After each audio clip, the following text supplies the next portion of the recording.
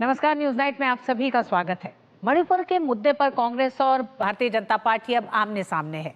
मल्लिकार्जुन खड़गे का जवाब देते हुए बीजेपी ने कांग्रेस पर लगाया बड़ा आरोप। मणिपुर मुद्दे को सनसनीखेज बनाने का बार बार प्रयास कर रही है कांग्रेस, यह आरोप है भारतीय जनता पार्टी का। मणिपुर में जातीय हिंसा का इतिहास और कांग्रेस के दौर में क्या थे मणिपुर के हालात बताएंगे आपको। साथ ही होगी बात महाराष्ट्र और झारखंड के नतीजों के आने में। जैसे जैसे वक्त बीत रहा है, दोनों ही गठबंधनों में बैठकों का दौर जारी है। महाराष्ट्र में नतीजों से पहले महाविकास अघाड़ी में मुख्यमंत्री पद पर टकराव जारी है। असल लड़ाई मुख्यमंत्री पद को लेकर छिड़ गई है। महाराष्ट्र में सीएम पद के लिए सत्ता पक्ष और विपक्ष से 6 दावेदार हैं, लेकिन मुख्यमंत्री के किरदार में कौन होगा, ये सबसे बड़ा सवाल है। होगी चर्चा राजनीतिक पार्टियों से। वहीं बताएंगे कैसे भारत की सख्ती से नरम पड़े कनाडा के तेवर। इसके साथ ही होगी बात देश दुनिया की बड़ी खबरों की। मैं हूं ऋतु वर्मा। शुरुआत करेंगे अभी तक की सुर्खियों के साथ। महाराष्ट्र झारखंड सत्ता संग्राम के लिए कल नतीजों की बारी। राजनीतिक दलों ने ठोके अपने अपने जीत के दावे।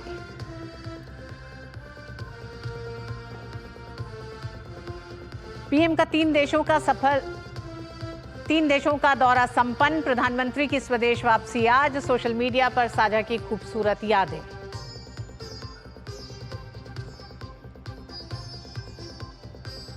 गृहमंत्री अमित शाह की अध्यक्षता में अपराध पर लगाम लगाने को लेकर बैठक। गृहमंत्री ने दोहराई अपराध के खिलाफ जीरो टॉलरेंस की प्रतिबद्धता।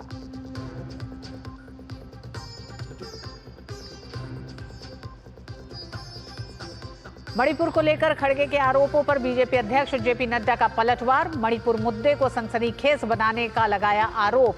कहा कांग्रेस की विफलता का ही दंश झेल रहा मणिपुर।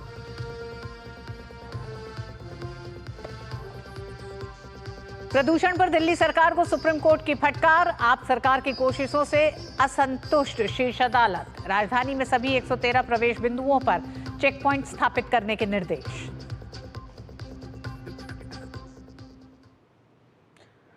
और महाराष्ट्र चुनाव के नतीजों में अब 12 घंटे से भी कम समय बचा है। नतीजे आने से पहले ही महाराष्ट्र में महायुति और महाविकास अघाड़ी ने अपनी अपनी सरकार बनाने का दावा किया है।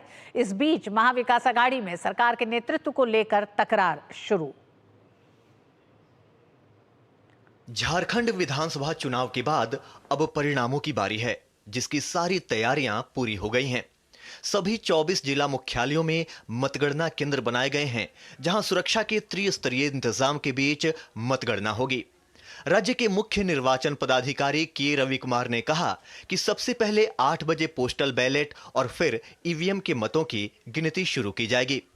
मतगणना क्षेत्रवार होगी। संख्या के लिहाज से तोरपा में सबसे कम 17 राउंड और चतरा में सबसे अधिक 27 राउंड की मतगणना होगी। मतगणना केंद्रों में फिलहाल कड़ा पहरा है और सीसीटीवी से केंद्रों की निगरानी की जा रही है। साथ ही पर्याप्त संख्या में जवानों को तैनात किया गया है। 8 बजे आपका पोस्टल बैलेट का काउंटिंग शुरू होगी। 8:30 बजे ईवीएम का काउंटिंग शुरू होगी। फर्स्ट राउंड का रिजल्ट आने के लिए लगभग 45 एक मिनट 1 घंटा का समय लगेगी। कल जो तैयारी है उसके लिए सबसे ज्यादा इम्पोर्टेंट है हमारा एक्सेस कंट्रोल का। एक्सेस कंट्रोल के लिए ब्रीफिंग की जा रही है कि किनकी एंट्री है और कहां तक एंट्री है। इधर चुनाव नतीजों को लेकर प्रत्याशियों के दिल की धड़कनें बढ़ी हुई हैं। वहीं राजनीतिक दलों की जीत के अपने अपने दावे हैं। जी लीजिए जितना जीना है, जितनी मर्जी जीना है ख्वाबों की दुनिया में, सपनों की दुनिया में, क्योंकि जो सच्चाई आपको दिखेगी ना 23 तारीख के दोपहर और शाम तक, वो बहुत रूड आपको शॉक लगने वाला है। कि हमारे 24 जिलों में 11 जिलों में भाजपा और उसके गठबंधन का खाता तक नहीं। महाराष्ट्र विधानसभा चुनाव की मतगणना के लिए सभी तैयारियां पूरी कर ली गई हैं। इस बीच विभिन्न दलों के जीत के अपने अपने दावे हैं। महायुति की सरकार जरूर महाराष्ट्र में बनेगी और जो वादे हमने किए हैं वो वादे पूरा करने का काम हमारी सरकार करेगी। महाराष्ट्र में हमारे विश्वास है कि महाविकास आघाड़ी की सरकार बन रही। कोई फॉर्मूला अभी तक तैयार नहीं किया है। हमें पूरा विश्वास है कि हमें बहुमत प्राप्त होने जा रहा है। 160-165 तक हम विधायक हमारे चुनकर आएंगे। जम्मू कश्मीर और हरियाणा में जिस तरह जनता ने कांग्रेस को नकारा है, हराया है, उसी तरह झारखंड में, महाराष्ट्र में भी कांग्रेस नेतृत्व का गठबंधन का सुफड़ा साफ होगा। दावे और प्रतिदावे के बीच अब सबकी निगाहें तो 23 नवंबर को होने वाली मतगणना पर लगी हुई है कि जनता किसके सर पर जीत का ताज रखती है। ब्यूरो इनपुट के साथ रांची से दिवाकर कुमार की रिपोर्ट, डीडी न्यूज। और महाराष्ट्र और झारखंड के नतीजे अब से और कुछ घंटों के बाद सामने आ जाएंगे, लेकिन उससे पहले ही महाराष्ट्र में मुख्यमंत्री कौन होगा इसको लेकर दोनों ही गठबंधनों में एक तरह से हलचल जारी है। जहां हम एक तरफ देख रहे हैं महाविकास आघाड़ी में किस तरह से दावा पेश किया जा रहा है। कांग्रेस के नाना पटोले ने बहुत साफ कहा है कि उनके नेतृत्व में सरकार बनने जा रही है। वहीं भारतीय जनता पार्टी के खेमे में क्या है उस पर भी होगी चर्चा। आज हमारा विशेष है महाराष्ट्र और झारखंड, नतीजों से पहले गठबंधनों में हलचल। हमारे साथ वरिष्ठ पत्रकार रामकृपाल सिंह जी जुड़े हुए हैं। धनंजय गिरी, आप भारतीय जनता पार्टी प्रवक्ता हैं। धनंजय जी, आपका भी बहुत बहुत स्वागत है। धनंजय जी, पहले आप ही से जानते हैं कि आपके खेमे में महायुति में किस तरह से मुख्यमंत्री पद को लेकर क्या चर्चाएं शुरू हो चुकी हैं या नतीजे का पूरे तरीके से इंतजार किया जाएगा। हालांकि अलग अलग पार्टियों के, आपके भी तीनों गठबंधन साथियों में से कुछ ना कुछ बाहर बातें आने लग गई हैं दावेदारी की। देखिए, हमारे यहाँ पद नहीं दायित्व होता है और सारे कार्यकर्ता दायित्व बोध से बंधे होते हैं। और हमारे यहाँ सब लोग जानते हैं हमारे ही मुख्यमंत्री हैं और इस चुनाव के रिजल्ट के बाद हमारे ही मुख्यमंत्री बनेंगे। देश को माननीय प्रधानमंत्री श्री नरेंद्र मोदी को विश्वास है। झारखंड और महाराष्ट्र की जनता ने आदिवासी समाज के उत्थान विकास के लिए हम लोगों ने जिस तरह से काम किया है, भारतीय जनता पार्टी को भर भर के वोट मिल रहा है और हमारी सरकार बनेगी दोनों जगह। चाहे चूंकि हम जन सरोकार के मुद्दे से जुड़े रहते हैं, काम करते हैं, और दूसरे तरफ आप देखिए तो सूत न कपास जुलाहों में लट्ठम लट्ठा जो चल रहा है, लगातार जो दोनों तरफ से बयानबाजी। धनंजय गिरी जी, चुनाव के दौरान, प्रचार के दौरान भी अमित शाह ने कहा कि मुख्यमंत्री पद पर आगे नतीजों के बाद सोचा जाएगा, तो संकेत तो ये भी है कि हो सकता है एकनाथ शिंदे का कोई और विकल्प खोजा जाए। नहीं, सोचने विचारने में तो कोई समस्या नहीं ना है। सोच विचार करके ही कोई निर्णय किया जाना चाहिए और ये तो सबके लिए अच्छा है। हर काम में सोच विचार करना चाहिए। सोच विचार करके निर्णय करना तो हमेशा उपयुक्त है। ठीक, तो ये माना जाए कि महायुति कोई नया चेहरा दे सकती है अगर बहुमत की तरफ बढ़ती है महायुति। तो हमारे यहाँ तो चेहरा की बात ही नहीं है। हम तो चेहरे की राजनीति करते ही नहीं, हम तो चरित्र की राजनीति करते हैं, राष्ट्र की सेवा की राजनीति करते हैं। पद नहीं दायित्व बोध से बंधे होते हैं, कार्यकर्ता भाव से बंधे होते हैं, राष्ट्र की सेवा के लिए समर्पित होते हैं। तो हमारे यहाँ तो इसी तरह के नियम है, इसी तरह के चीजें हैं, इसी तरह का संस्कार है हमारे कि तन समर्पित मन समर्पित और यह जीवन समर्पित, चाहता हूं देश की धरती तुझे कुछ और भी दूं। इसी भाव से सारे कार्यकर्ता लगे रहते हैं, अपने कार्य करते रहते हैं और जो निर्णय होगा वो सामूहिक रूप से लिया जाएगा। सही समय पर सही निर्णय सामने आएंगे। रामकृपाल जी भी हमारे साथ बने हुए हैं। रामकृपाल जी, जहां एक तरफ हम देख रहे हैं महाविकास आघाड़ी में तो नाना पटोले ने बहुत साफ कह दिया कि कांग्रेस के नेतृत्व में महाराष्ट्र की नई सरकार बनेगी। हालांकि धनंजय गिरी जी इस अपने खेमे की किसी भी उस खबर से बच भी रहे हैं और वो कह रहे हैं कि अभी हम नतीजों का इंतजार कर रहे हैं, उसके बाद तय करेंगे। हालांकि अमित शाह ने एक संकेत जरूर दिया था चुनाव के दौरान। बिल्कुल, देखिए ऋतु जी, ये कल जो नतीजे आएंगे ये तय है कि देखिए 2 गठबंधन है और 6 पार्टियां हैं और नेताओं ने नहीं लेकिन कार्यकर्ताओं में अपने अपने दल को लेकर के बड़ा उत्साह है। इसलिए जो भी दल है उसमें आप देखिए करीब करीब 6 मुख्यमंत्री को कार्यकर्ता सामने ला रहे हैं। उसमें फडणवीस जी हैं, शिंदे जी हैं, अजित पवार उधर से हैं और इस तरफ से भी 3 नाम वो चल रहे हैं। बिल्कुल रामकृपाल जी, 6 चेहरे हैं, दोनों खेमों की चुनौतियां क्या हैं? महायुति की क्या चुनौती आपको मुख्यमंत्री के चेहरे को ढूंढने में दिखाई देती है, तो वहीं महाविकास आघाड़ी में क्या फूट का डर लगता है जब मुख्यमंत्री के चेहरे की ढूंढ पे या फिर दावेदारी पे बात होगी? हालांकि नतीजे सब तय करेंगे अभी। बिल्कुल बिल्कुल, आप सही कह रही हैं। देखिए, कल अगर जो पार्टी कितने बहुमत से सामने आती है, जाहिर सी बात है वो डिपेंड उस पार्टी में कोई बहुत ज्यादा, अगर एनडीए आता है जैसा अभी तक तमाम मीडिया के तमाम जितने पोल रहे हैं सारी चीजें, मान लीजिए कि कंफर्टेबल मेजॉरिटी आती है तो मुझे लगता है उतनी उठापटक नहीं होगी। और जैसा कि धनंजय जी ने कहा, अगर आप देखिए 2014 से ही बीजेपी कभी भी चेहरे की राजनीति नहीं करती। 2014 में जब आए, महाराष्ट्र का इलेक्शन हुआ था तो किसको पता था फडणवीस जी होंगे? कहीं कोई बात नहीं थी। उसके बाद हरियाणा में देखिए वो किसको मुख्यमंत्री बनाया गया, खट्टर जी को, किसी को कुछ नहीं था। उत्तर प्रदेश में योगी जी को बनाया गया, कहीं कुछ नहीं था। तो बीजेपी बिना चेहरे के जब लड़ती है तो ज्यादा सफल होती है, ये देखा गया है। और मुझे लगता है कि जो सबसे बड़ी चीज, जो दिक्कत कल को आएगी, मेरा मानना है कि 2 गोटियां गलत जगह फिट हो गई। उन गोटियों के पास जो तीसरे नंबर की पार्टियां दोनों दल में रहेंगी, दोनों गठबंधनों में, उनके जिम्मे सीटें कितनी आती हैं, क्या वो बार्गेन करने की हालत में रहेंगे या नहीं? अगर वो बार्गेन करने की हालत में रहेंगे तो जैसे शिवसेना उस तरफ एक अनफिट सी पार्टी लगती है, इधर अजित पवार, तो अब दिक्कत ये होती है कि इन दोनों के बिना क्या सरकार बन सकती है? मुझे लगता है, मैं कोई अभी ऐसा नहीं कह रहा हूं कि हो सकता है अजित पवार जी निष्ठापूर्वक यही रहे, लेकिन जो महाराष्ट्र की स्थिति है उसमें बार्गेन करने की स्थिति आती है या नहीं आती है, ये कल शाम 12 बजे तक या शाम को 4 बजे राम तक पता कृपाल जी, चलेगा। अभी बार्गेन करने की स्थिति बनेगी भी कि नहीं नतीजों के बाद, ये भी एक बड़ा सवाल है। हमारे साथ निखिल जैन भी जुड़ गए हैं, पॉलिटिकल एनालिस्ट हैं और कांग्रेस का पक्ष रखते हैं। निखिल, आपका बहुत बहुत स्वागत है। निखिल, आखिर क्या डर क्या है? ये डर है, आत्मविश्वास है, या गठबंधन से दूर जा सकते हैं, इसका कहीं डर लग रहा है नतीजों को लेकर कि कांग्रेस ने नतीजों से कम 24-48 घंटे पहले इस बहस को तेज हवा दे दी है, ये कहकर कि जो सरकार बनेगी उसका नेतृत्व कांग्रेस करेगा। नाना पटोले का ये कहना है, और इस पर पलटवार भी संजय राउत ने कर दिया है बहुत साफ। देखिए ऋतु जी, नाना पटोले का स्वभाव हम सब जानते हैं, एक आक्रामक और एकदम मुंहफट नेता वाला स्वभाव है। तो जाहिर सी बात है, जब कांग्रेस पार्टी ने सबसे ज्यादा सीटें गठबंधन में लड़ी हैं, निखिल जैन, चुनाव खत्म हो गया, इसका मतलब ये नहीं कि नाना पटोले अब किसी काम के नहीं है या उनकी बात का कोई वैल्यू नहीं है। अगर वो ये कह रहे हैं कि कांग्रेस के नेतृत्व में सरकार बनेगी तो उसका कोई मतलब है?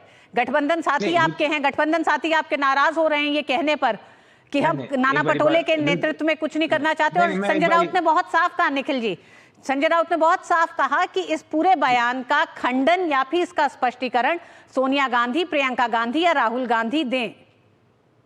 ऋतु जी, मैं ये नहीं कह रहा कि नाना पटोले जो कह रहे हैं उसका कोई महत्व नहीं है। जाहिर सी बात है, कांग्रेस के प्रदेश अध्यक्ष हैं तो उनकी बात का महत्व जरूर है।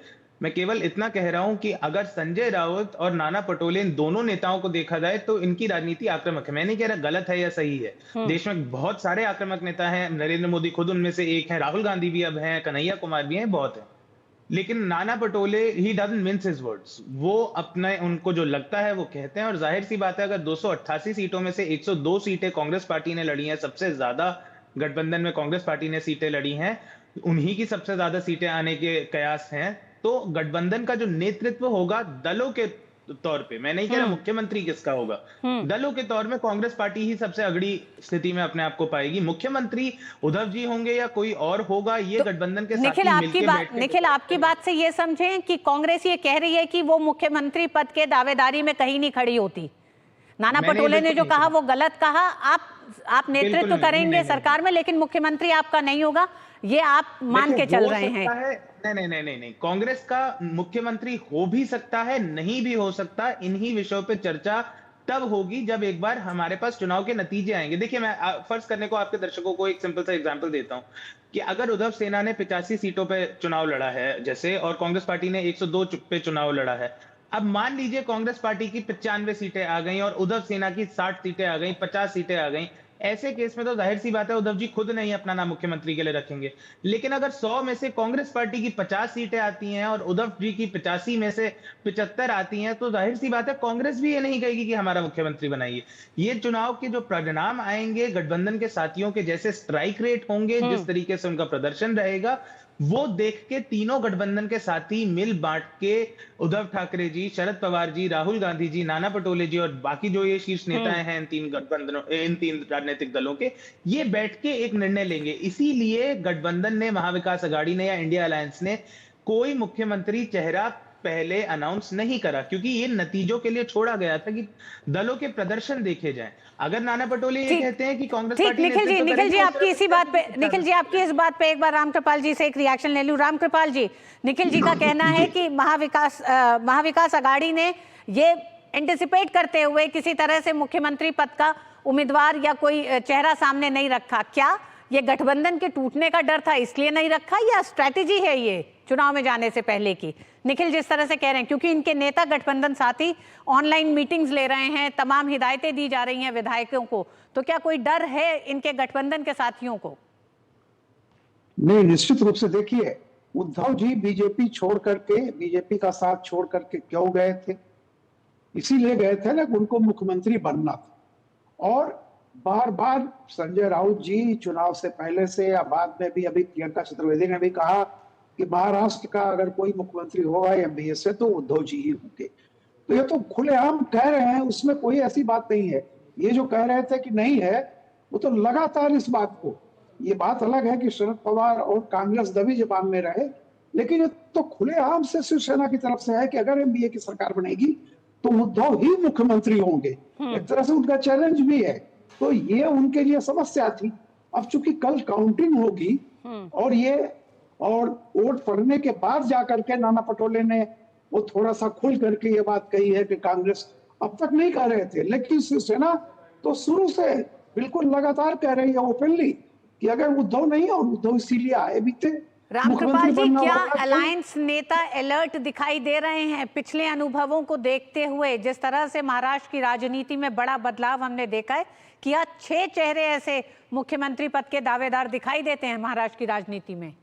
बिल्कुल बिल्कुल। और देखिए, जैसा मैंने कहा कि एनडीए में उतनी सिर्फ फुटबॉल नहीं होगी जितनी ज्यादा एमबीए में होगी, क्योंकि ये एनडीए में कोई ये नहीं कह रहा है कि हम मुख्यमंत्री होंगे, नहीं तो ऐसा नहीं। अलग अलग है, सब पार्टियां हैं, सब पार्टियों के जो कार्यकर्ता है अपने नेता को तो देखना ही चाहते हैं मुख्यमंत्री रूप में। लेकिन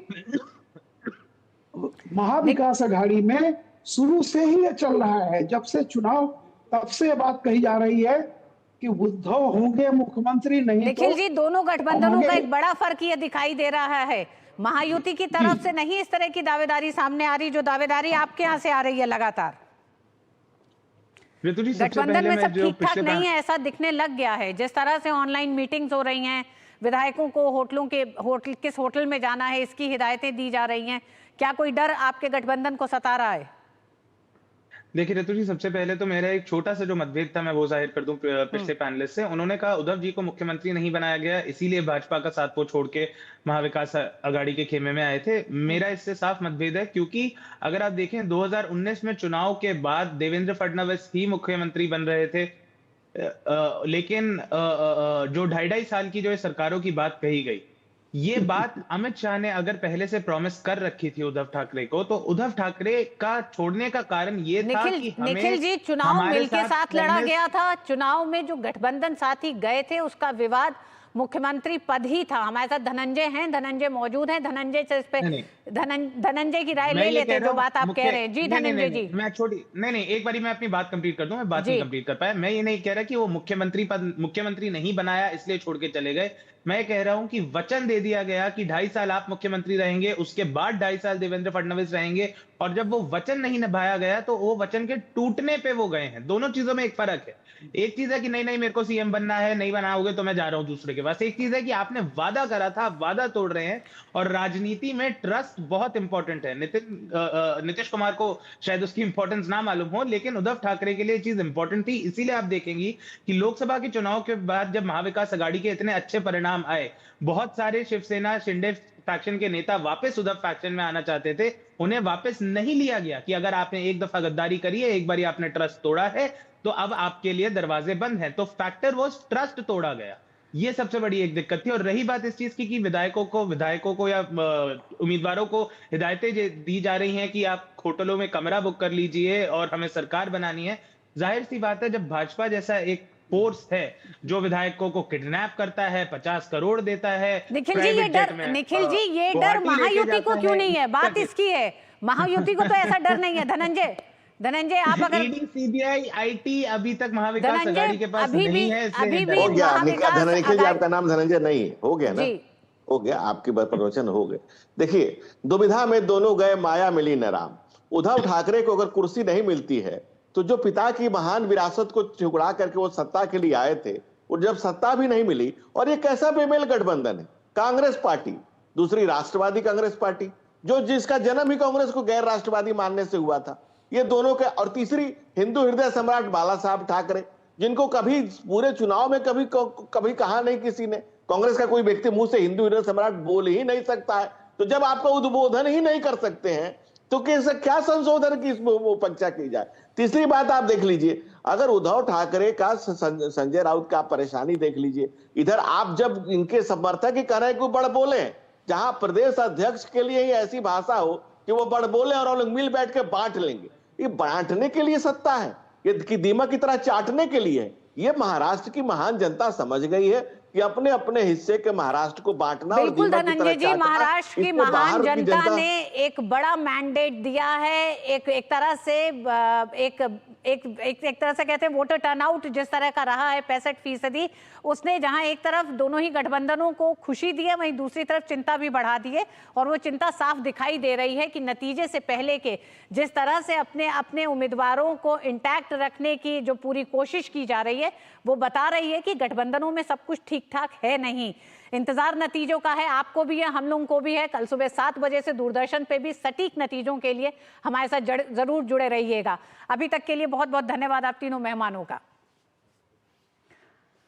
और वक्त एक छोटे से ब्रेक का है। मणिपुर को लेकर मल्लिकार्जुन खड़गे पर नड्डा का पलटवार, बताएंगे आपको क्या कहा जेपी नड्डा ने मल्लिकार्जुन खड़गे को।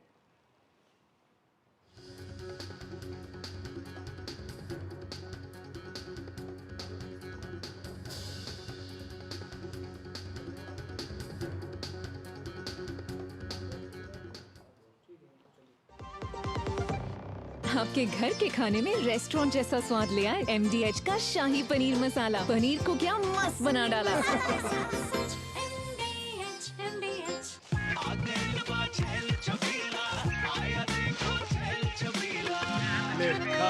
अच्छा भैया, मेरी गाय को भी अपने हाथों से चारा खिला दो। अरे खिलाई देते हैं। हमारी गाय भैया। क्या हो गया, पूरा का पूरा गांव यहाँ आ गया। अच्छा भैया, इसी हाथ से चारा खिलाते हो, तभी तो आपके गाय भैंसों की ब्यात सबसे ज्यादा है। अरे पगले, ये चमत्कार इस हाथ का नहीं, हाथ में जो कपिला पशु आहार है उसका है, जो पशुओं की सेहत अच्छी रखता है और ब्यात भी बढ़ाता है। ले जाओ।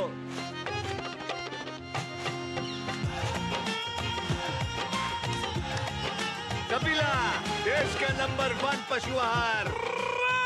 NTPC Green Energy Limited, a wholly owned subsidiary of NTPC Limited, a Maharatna CPSE, strategically focused on developing a portfolio of utility-scale renewable energy projects, launches an initial public offering of equity shares of face value of rupees 10 each through the book building process with a price band of rupees 102 to rupees 108 per equity share. Bid issue opens Tuesday, November 19, closes on Friday, November 22nd, 2024. For risk factors and more details, please refer to the RHP available on the websites of SEBI, BRLMs, stock exchanges and the company. Muthoot finance gold overdraft, ब्याज सिर्फ उतने ही दिन का भरिए जितने दिन पैसे इस्तेमाल कीजिए। आज ही कॉल कीजिए 1-800-313-1212।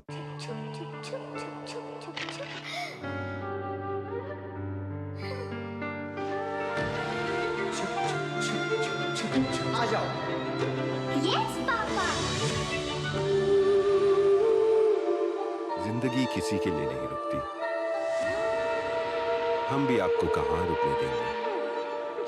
जिंदगी के हर मोड़ पर LIC है तो इंश्योर्ड है। LIC, हर पल आपके साथ। मेरी पसंद, मेरी पसंद, मेरी पसंद, मेरी पसंद, हमारी पसंद, हम सबकी पसंद। मजबूत देश का मजबूत सरिया हो गया स्टील। गोल्डी मसाले के 100 ग्राम के स्पेशल पैक्स में फ्रेशनेस लॉक है। ऐसे गोल्डी मसाले, जहां जाएं रिश्ते बनाएं। भारतीय जनता पार्टी के अध्यक्ष जेपी नड्डा ने मणिपुर के मामले में राष्ट्रपति द्रौपदी मुर्मू से हस्तक्षेप का अनुरोध करने और केंद्र पर संकट को दूर करने में नाकाम रहने का आरोप लगाने को लेकर मल्लिकार्जुन खड़गे पर शुक्रवार को पलटवार किया और कहा कि कांग्रेस की मणिपुर में स्थिति को सनसनीखेज बनाने के लगातार प्रयास कर रही है। मणिपुर में हाल ही में हुई हिंसा को लेकर केंद्र सरकार जहां हालात को सामान्य बनाने की कोशिश में लगी है, वहीं विपक्ष इस मामले में सियासत से बाज नहीं आ रहा है। मणिपुर को लेकर कांग्रेस अध्यक्ष मल्लिकार्जुन खड़गे के राष्ट्रपति को लिखे पत्र के आरोपों और कांग्रेस नेता पी चिदंबरम के बयान पर भाजपा हमलावर है। बीजेपी अध्यक्ष जेपी नड्डा ने खड़गे को पत्र लिखकर तमाम आरोपों का करारा जवाब दिया है। खड़गे के खत का सिलसिलेवार ढंग से जवाब देते हुए नड्डा ने लिखा, चौंकाने वाली बात यह है कि मणिपुर में स्थिति को सनसनीखेज बनाने के लिए कांग्रेस पार्टी द्वारा बार बार प्रयास किए जा रहे हैं। ऐसा लगता है कि आप भूल गए हैं कि न केवल आपकी सरकार ने भारत में विदेशी उग्रवादियों के अवैध प्रवास को वैध बनाया, बल्कि तत्कालीन गृह मंत्री पी चिदंबरम ने उनके साथ संधियों पर हस्ताक्षर किए थे। इसके अलावा गिरफ्तारी से बचने के लिए अपने देश से भागने वाले इन ज्ञात उग्रवादी नेताओं को उनके अस्थिर करने के प्रयासों को जारी रखने के लिए पूरे दिल से समर्थन और प्रोत्साहन दिया गया। नड्डा ने खड़गे को कहा कि लगता है कि आपकी पार्टी 90 के दशक में और यूपीए सरकार के समय किए गए गलत फैसलों को भूल रही है। मैं आपकी पार्टी को याद दिलाना चाहता हूं कि जब कांग्रेस सत्ता में थी तो मणिपुर में स्थानीय मुद्दों से निपटने में उसकी घोर विफलता रही, जिसका असर आज भी मणिपुर में महसूस किया जा रहा है। वहीं जेपी नड्डा ने अपने पत्र में कहा, मैं आपको याद दिलाना चाहता हूं कि कांग्रेस के शासन में मणिपुर ने इतिहास के सबसे खूनी दौर में से एक देखा है। 90 के दशक के काले दौर के अलावा जब बड़े पैमाने पर हिंसा के कारण हजारों लोग मारे गए और लाखों लोग विस्थापित हुए, अकेले 2011 में मणिपुर ने 120 दिनों से अधिक समय तक पूर्ण नाकेबंदी देखी।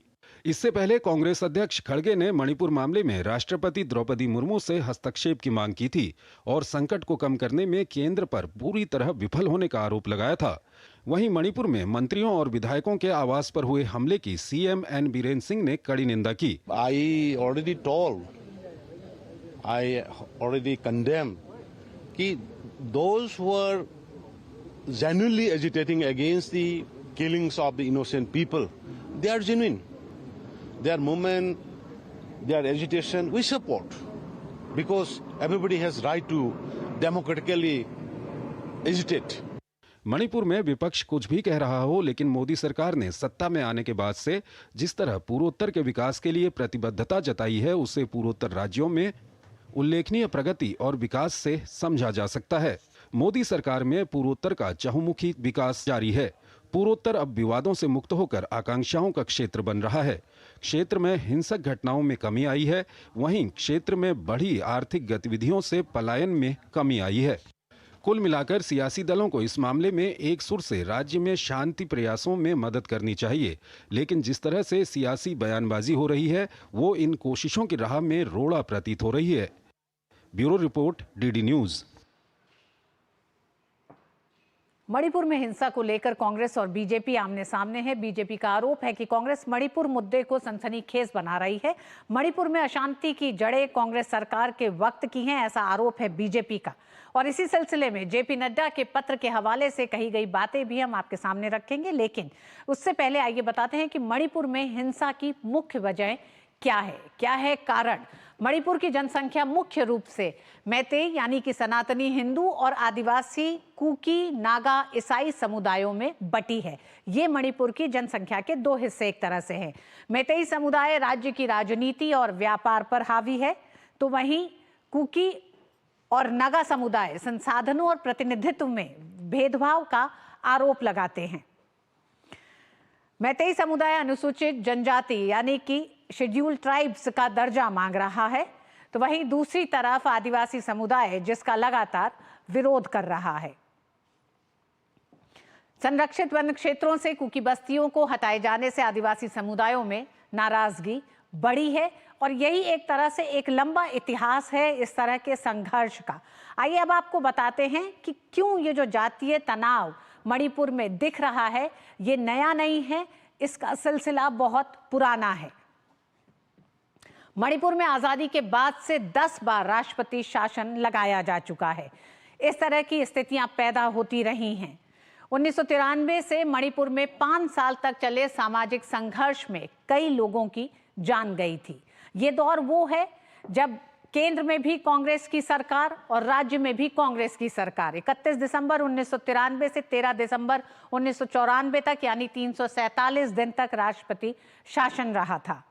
तो मणिपुर के इतिहास को अगर हम देखेंगे, और यही कारण है कि क्यों जेपी नड्डा ने कांग्रेस अध्यक्ष मल्लिकार्जुन खड़गे पर या कांग्रेस पर एक आरोप लगाया है कि जिस तरह से मणिपुर आज जल रहा है या जो हालात हैं मणिपुर के, जिस तरह की हिंसा मणिपुर में हो रही है, ये अतीत में कांग्रेस के शासनकाल से लगातार इसमें कुछ ऐसी बातें रही हैं। केंद्र में कांग्रेस की सरकार के शासनकाल में मणिपुर में कई बार हिंसा हुई है और इस हिंसा के दौरान लेकिन कभी भी कांग्रेस सरकार जब सत्ता में थी, केंद्र में थी, कभी भी गृह मंत्री वहां जाकर नहीं रुके। हम जानते हैं किस तरह से हमने देखा है कि पिछले जो अगर हम 1 साल की बात करें जब मणिपुर में हिंसा हुई है, उस हिंसा को कम करने के लिए और उस संघर्ष को कम करने के लिए, मतभेद को दूर करने के लिए गृह मंत्री अमित शाह के प्रयास रहे और उस प्रयास के तहत ही वो खुद मणिपुर गए और रुके। मणिपुर ने 2011 में सबसे खराब नाकेबंदी का दौर देखा है। एक बार फिर ये दौर तब जब केंद्र में कांग्रेस की सरकार रही है। ये नाकेबंदी 120 दिनों से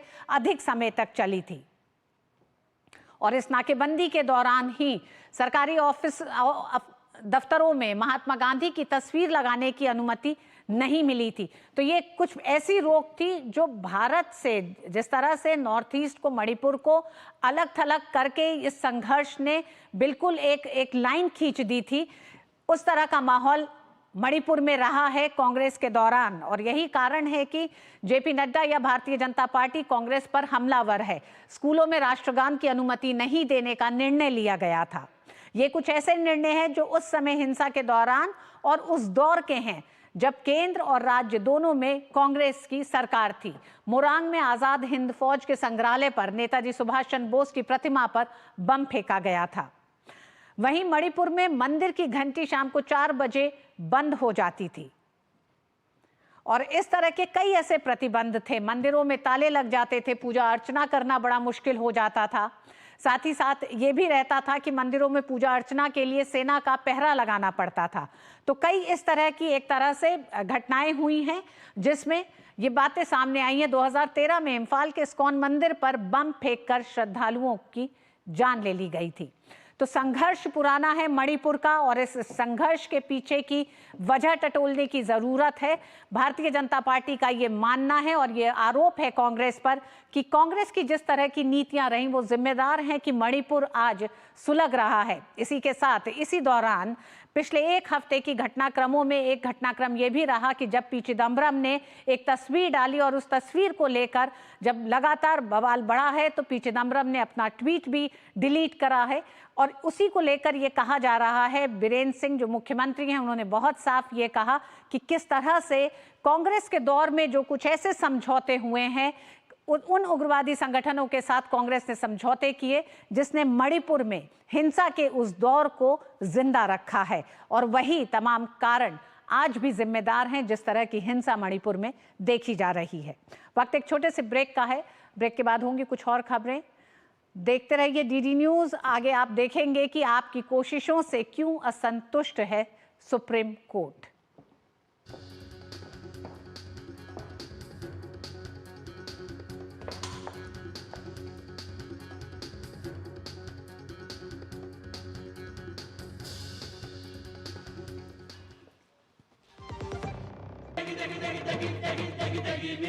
MDH की देगी मिर्च, देगी मिर्च का तड़का, अंग अंग फड़का। MDH की देगी मिर्च। जब धरती चीर कर निकलता है लोहे का पत्थर और मिलता है मोंगिया के जोश से, फिर तपता है, पिघलता है और बनता है फौलाद। अब होता है सरिया सारी खूबियों के साथ। मोंगिया स्टील, मजबूत देश का मजबूत सरिया। राजा आओ आओ आयो। ये देखो मैसेज, कहते हैं वीडियो लाइक करके 500 रुपया रोज कमाओ। बस पहले थोड़ा पैसा देके ललचाएंगे, फिर बोलेंगे कि और कमाना है तो पैसा भरो। हम दिन भर चूना लगाते हैं और ये लोग हम ही को चूना लगाने चले हैं। पान वाला हूँ, मूर्ख नहीं हूँ। याद रहे, यूपीआई कहता है कि अगर कोई आसान कमाई का लालच दे तो कहो मैं मूर्ख नहीं हूं। NTPC Green Energy Limited, a wholly owned subsidiary of NTPC Limited, Amaha Ratna CPSE, strategically focused on developing a portfolio of utility-scale renewable energy projects, launches an initial public offering of equity shares of face value of rupees 10 each through the book building process with a price band of rupees 102 to rupees 108 per equity share. Bid issue opens Tuesday, November 19, closes on Friday, November 22nd, 2024. For risk factors and more details, please refer to the RHP available on the websites of SEBI, BRLMs, stock exchanges and the company. दीदी नौकरी लग गई। अरे वाह, बधाई हो। तो अब तो ढेर सारी शॉपिंग। हाँ दी, नया मोबाइल। अरे रुको शहजादे, सैलरी से पहले खर्चे। इंस्टेंट लोन भी तो मिलता है। पहले बजट बनाना सीखो, फिर खर्च करो। पर दी, देखो, कमाई का एक हिस्सा हमेशा बचाना चाहिए, लेकिन पार्टी देने से नहीं बचोगे तुम। हाँ दी, पार्टी मेरी, बजट तुम्हारा। अच्छा। RBI कहता है सही वित्तीय बर्ताव करे आपका बचाव। MDH का किचन किंग किचन में हो तो हम सब कुछ बना सकते हैं। बैंगन का भरता, आलू गोभी, भिंडी मसाला और भी बहुत कुछ। MDH। प्रधानमंत्री नरेंद्र मोदी 3 देशों की यात्रा के बाद भारत लौट रहे हैं। नाइजीरिया, ब्राजील और गयाना की यात्रा कई मायनों में महत्वपूर्ण रही। पीएम मोदी की 3 देशों की यात्रा पर देखिए रिपोर्ट। प्रधानमंत्री नरेंद्र मोदी अपनी 3 देशों की सफल यात्रा के बाद भारत वापस लौटने वाले हैं। पीएम मोदी ने नाइजीरिया, ब्राजील और गयाना का दौरा किया तो कई महत्वपूर्ण बैठकों में शामिल हुए। यात्रा के पहले पड़ाव में 17 और 18 नवंबर को राष्ट्रपति बोला अहमद टिनुबू के निमंत्रण पर आधिकारिक यात्रा पर अबुजा पहुंचे। किसी भारतीय प्रधानमंत्री की 17 सालों के बाद पहली नाइजीरिया यात्रा में पीएम मोदी का सर्वोच्च राजकीय सम्मान के साथ स्वागत किया गया और अबुजा शहर की चाबी भी भेंट की गई। पीएम मोदी ने नाइजीरिया के राष्ट्रपति के साथ द्विपक्षीय शिष्टमंडल स्तर की बातचीत की, जिसके बाद दोनों देशों के बीच 3 समझौतों पर हस्ताक्षर किए गए, जिनमें संस्कृति, सीमा शुल्क और सर्वेक्षण सहयोग जैसे क्षेत्र शामिल हैं। पीएम मोदी ने नाइजीरिया को भारत का करीबी मित्र करार दिया तो कहा कि आतंकवाद, अलगाववाद, पायरेसी और ड्रग्स की तस्करी के खिलाफ दोनों देश मिलकर काम करते रहेंगे। प्रधानमंत्री ने नाइजीरिया में भारतीय समुदाय को संबोधित किया। उन्होंने कहा कि भारत और नाइजीरिया लोकतांत्रिक सिद्धांतों, विविधता के उत्सव और जनसांख्यिकी की प्रतिबद्धता से आपस में जुड़े हुए हैं। नाइजीरिया के बाद पीएम मोदी ब्राजील पहुंचे, जहां वो 19वें G20 शिखर सम्मेलन में शामिल हुए। पिछले वर्ष भारत G20 का अध्यक्ष था। इस लिहाज से पीएम मोदी ट्रोइका के सदस्य के रूप में G20 की बैठक में मौजूद थे। G20 के विभिन्न सत्रों में पीएम मोदी ने शिरकत की तो भारत की ओर से वैश्विक समस्याओं पर समाधान का रास्ता सुझाया। पीएम मोदी ने G20 की बैठकों के इतर रियो में तमाम विश्व नेताओं से मुलाकात की। पीएम मोदी ने Indonesia, Portugal, Italy, Norway, France, UK, Chile, Argentina और ऑस्ट्रेलिया के नेताओं के साथ द्विपक्षीय बैठकें की। ब्राजील में 10 द्विपक्षीय बैठकों में से 5 नेताओं के साथ पीएम मोदी की ये पहली बैठक थी। इनमें इंडोनेशिया के राष्ट्रपति प्रबोवो सुबियांतो, पुर्तगाल के प्रधानमंत्री लुइस मोंटेनेग्रो, ब्रिटेन के प्रधानमंत्री कीर स्टारमर, चिली के राष्ट्रपति गैब्रियल बोरिक और अर्जेंटीना के राष्ट्रपति जेवियर माइली शामिल रहे। ब्राजील में प्रधानमंत्री ने सिंगापुर, दक्षिण कोरिया, मिस्र, अमेरिका और स्पेन के नेताओं के साथ मुलाकात की। वहीं यूरोपीय संघ की अध्यक्ष उर्सुला वॉन डेर लियेन, संयुक्त राष्ट्र के महासचिव एंटोनियो गुटेरेस, विश्व व्यापार संगठन के नगोजी ओपुंजो-इवेला, विश्व स्वास्थ्य संगठन के टेड्रोस एडनोम घेब्रेयेसस, IMF की क्रिस्टालिना जॉर्जीवा और गीता गोपीनाथ जैसे विभिन्न अंतर्राष्ट्रीय संगठनों के प्रमुखों और अधिकारियों के साथ अनौपचारिक बातचीत और बैठकें की। ब्राजील के बाद अपनी यात्रा के आखिरी पड़ाव के तौर पर पीएम गयाना पहुंचे। गयाना के राष्ट्रपति डॉक्टर मोहम्मद इरफान अली अपने मंत्रिमंडल के कई सदस्यों के साथ पीएम मोदी के भव्य स्वागत के लिए एयरपोर्ट पर रिसीव करने पहुंचे। उन्होंने पीएम मोदी को सम्मान स्वरूप राजधानी जॉर्ज टाउन की चाबी भी भेंट की। पीएम मोदी और राष्ट्रपति इरफान अली के बीच शिष्टमंडल स्तर की बातचीत हुई, जिसके बाद 10 समझौतों पर हस्ताक्षर हुए, जिसके तहत हाइड्रोकार्बन, कृषि, संस्कृति, औषधियों के विनियमन, जन औषधि योजना, चिकित्सा उत्पाद, डिजिटल अवसंरचना, UPI, प्रसारण, रक्षा में क्षमता निर्माण क्षेत्रों में सहयोग शामिल है। पीएम मोदी ने जॉर्ज टाउन में दूसरे भारत कैरिकॉम शिखर सम्मेलन की सह अध्यक्षता भी की। 15 देशों सहित कुल 21 कैरिबियाई देशों के इस संगठन के साथ पीएम मोदी की बहुत विस्तार से चर्चा हुई। पीएम मोदी ने गयाना संसद के विशेष सत्र को संबोधित भी किया तो भारतीय समुदाय के लोगों से भी संवाद किया। पीएम मोदी ने इन मौकों पर भारत की विकास यात्रा को सामने रखा, साथ ही भारत की क्षमताओं का मित्र देशों के विकास में योगदान की भी बात कही।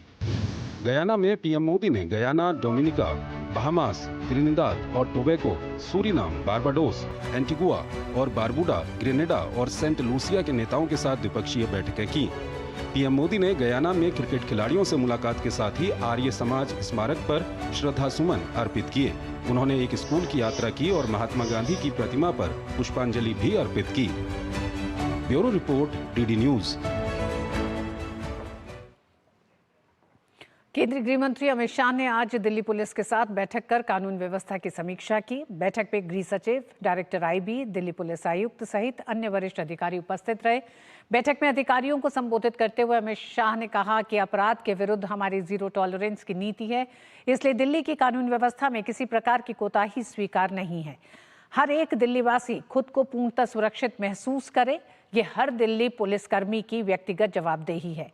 शाह ने कहा कि अधिकारी नागरिक सुरक्षा से संबंधित महत्वपूर्ण क्षेत्रों में विशेष कार्य योजना बनाकर अभियान चलाएं। लोगों के मन में दिल्ली पुलिस को देखकर सुरक्षा का भाव और अपराधियों में भय का भाव उत्पन्न हो।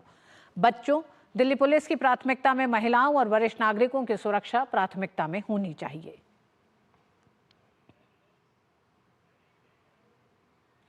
और राजधानी दिल्ली में प्रदूषण की स्थिति बद से बदतर श्रेणी में पहुंच गई है। दिल्ली की जनता जहरीली हवा में सांस लेने पर मजबूर है और बढ़ते प्रदूषण से लोगों की सेहत पर भी अब बुरा असर पड़ रहा है।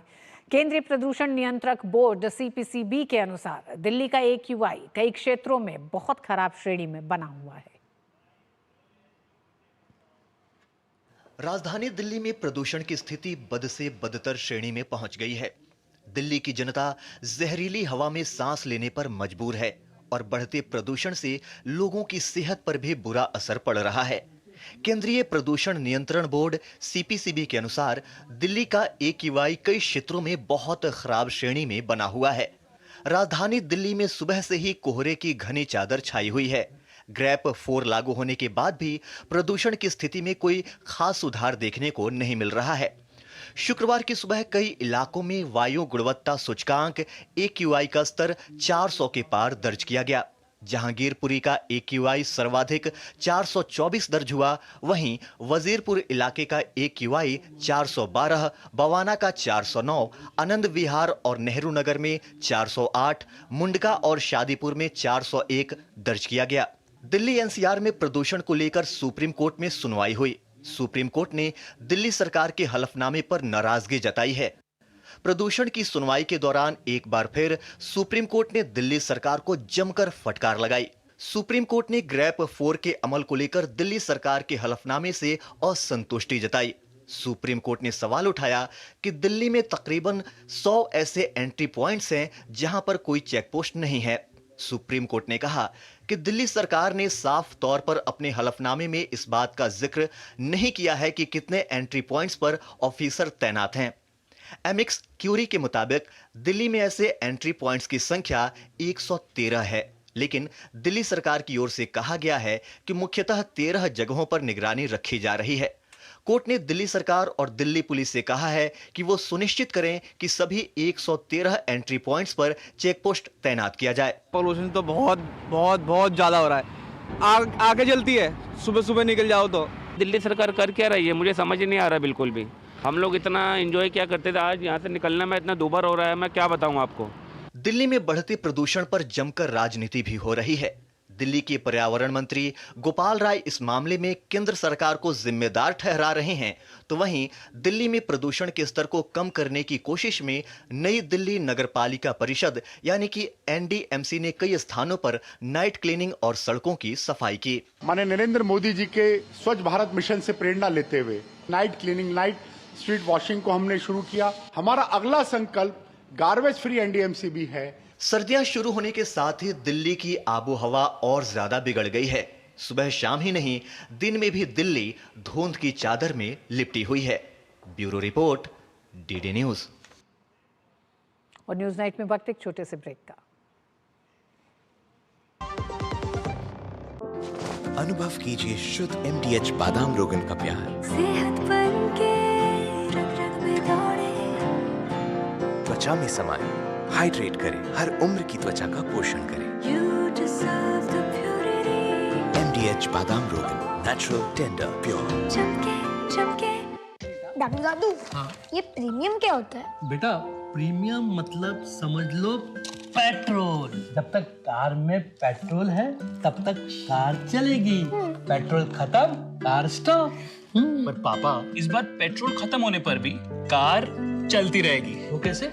LIC के जीवन लाभ में प्रीमियम पेमेंट हो जाए स्टॉप, पर पॉलिसी के फायदे चलते रहते हैं। मतलब अब लाइफ की गाड़ी चलेगी नॉन स्टॉप। LIC हर पल आपके साथ। NTPC Green Energy Limited, a wholly owned subsidiary of NTPC Limited, Amaha Ratna CPSE, strategically focused on developing a portfolio of utility-scale renewable energy projects, launches an initial public offering of equity shares of face value of ₹10 each through the book building process with a price band of ₹102 to ₹108 per equity share. Bid issue opens Tuesday, November 19, closes on Friday, November 22nd, 2024. For risk factors and more details, please refer to the RHP available on the websites of SEBI, BRLMs, stock exchanges and the company.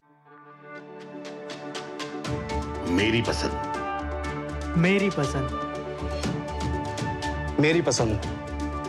मेरी पसंद। हमारी पसंद। हम सबकी पसंद। मजबूत देश का मजबूत सरिया मोंगिया स्टील। गोल्डी मसाले के 100 ग्राम के स्पेशल पैक्स में फ्रेशनेस लॉक ऐसे गोल्डी मसाले जहां जाएं रिश्ते बनाएं। उत्तर प्रदेश के संबल शहर में शाही जामा मस्जिद को लेकर विवाद बढ़ता जा रहा है। वरिष्ठ अधिवक्ता विष्णु शंकर जैन द्वारा संबल के सिविल जज की अदालत में मस्जिद को मंदिर होने का दावा करने वाली याचिका के बाद 19 नवंबर को स्थानीय पुलिस और मस्जिद की प्रबंधन समिति के सदस्यों की उपस्थिति में एक सर्वेक्षण किया गया। सर्वे के दौरान की गई वीडियोग्राफी और फोटोग्राफी को 29 नवंबर को न्यायालय में पेश किया जाएगा। विवाद के शुरू होने के बाद आज शाही जामा मस्जिद में पहली जुमे की नमाज थी। नमाज के दौरान मस्जिद के बाहर सुरक्षा कड़ी कर दी गई थी। जुमे की नमाज को लेकर पुलिस और प्रशासन पहले से ही सतर्क था। PAC और RRF बल के अलावा कई थानों की पुलिस को मौके पर तैनात कर दिया गया। इलाके में शांति व्यवस्था बनाए रखने के लिए अफवाह फैलाने वाले असामाजिक तत्वों पर कड़ी नजर रखी जा रही है। खबरें भी और भी हैं, वक्त एक छोटे से ब्रेक का। अब आया असली स्वाद। अब आया स्वाद। जब स्वाद के पड़े हो लाले तो MDH का चंकी चाट मसाला डालें। MDH का Chunky chaat masala. MDH।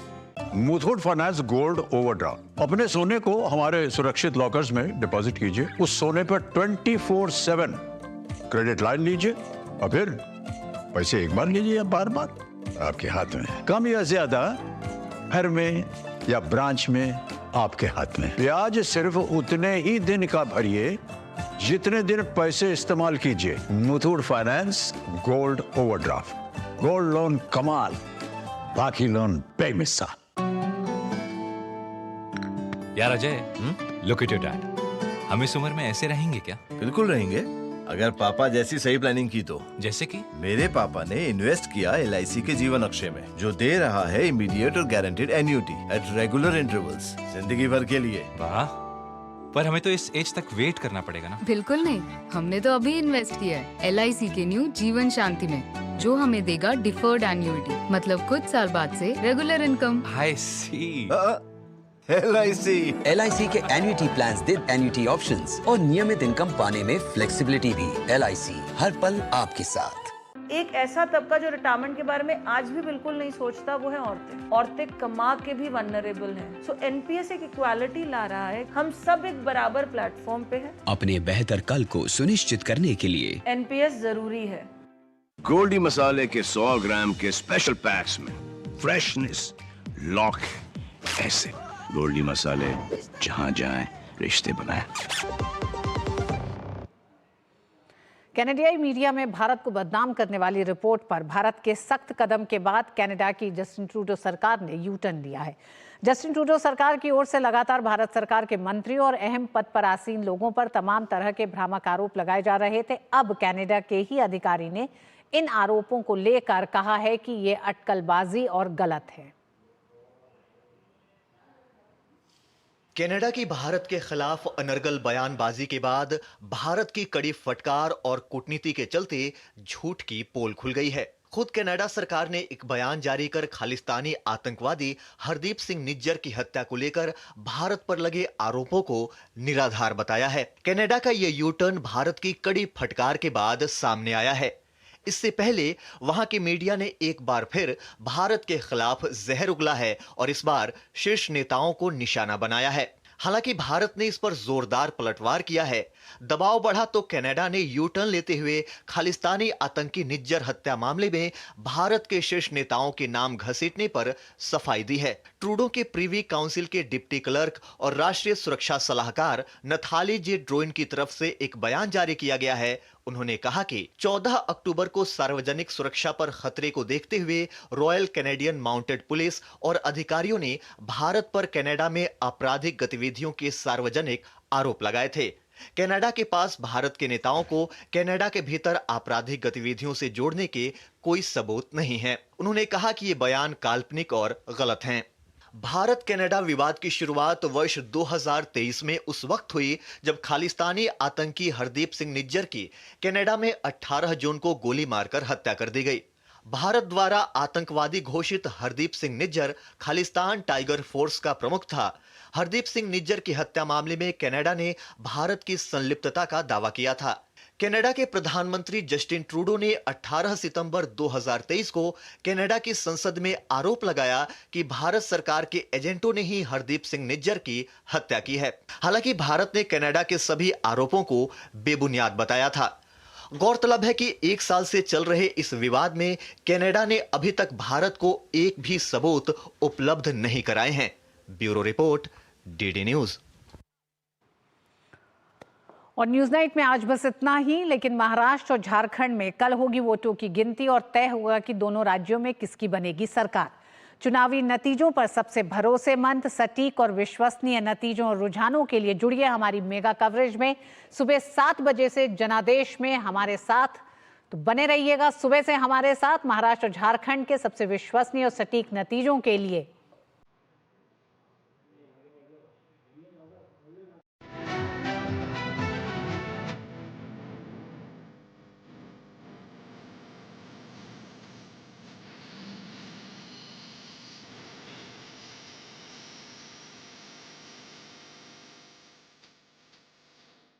News night के प्रायोजक थे LIC, जिंदगी के साथ भी जिंदगी के बाद भी, और बढ़िया है, शुद्ध है। MDH मिर्ची, धनिया, हल्दी, असली मसाले, सच सच।